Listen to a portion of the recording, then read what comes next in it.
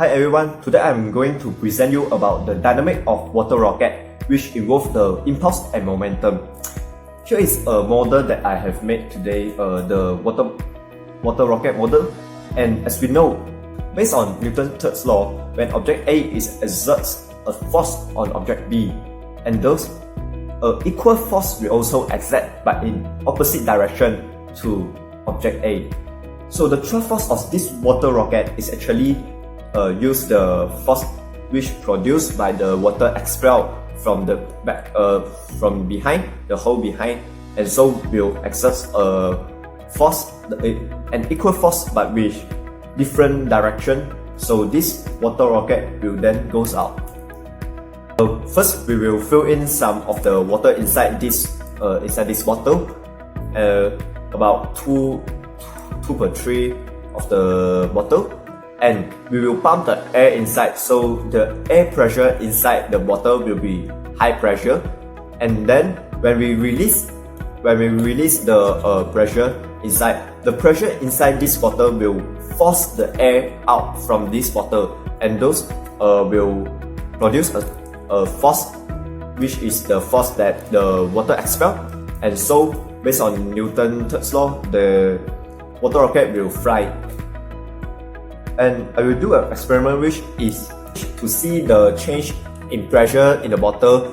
Will it affect the speed or the acceleration of this water rocket? So based on the free body, I see that in the Y component is actually T, which is the thrust force, is actually in opposite direction to the weight of the water rocket. Based on theoretical calculation, we can see the Newton's second law, F equals to ma, and then we sub in the momentum, P equals to mv, and the change in momentum equals to change in mass times velocity. And we sub in this equation into the formula, we can get the force of the fluid expelled is actually equal to the change in the mass of expelled times velocity of the fluid expelled. So the force that produced by the expelled fluid is actually equal to the thrust force of the water rocket. And continue by also the same, the Newton's second law, F equals to ma, but this time the m we use with the mass of rocket, and the acceleration is the acceleration of the rocket. So we submit everything into the formula and we simplify the formula. We can get the final equation, which is 2 times the area and the change in pressure inside the bottle is equal to the mass of the rocket times the acceleration of the rocket, and divide rate of change of the mass of fluid, and we plus the gravity times the time.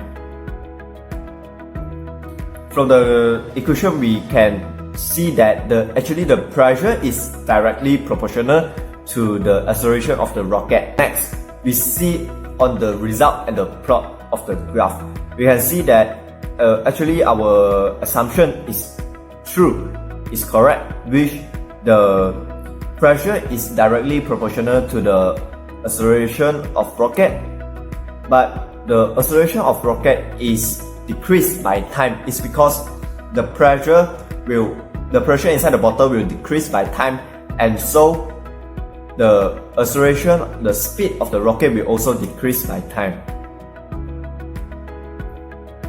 So actually, the dynamic of the water rockets is actually a simple thing. Just we need to know, based on the Newton's second law and the Newton's third law, we can derive the equation and we can get the conclusion, which is the pressure is directly proportional to the speed of the rocket. So if we increase the pressure inside this bottle, we can actually increase the velocity of the fluid expelled, and the speed of the rocket will then increase. So what we need to do for the real rocket is actually we increase the temperature or increase the velocity of the fluid expelled from the fuel tank, and the rocket will be accelerate with a very high speed. So this is my presentation. Thank you for your attention.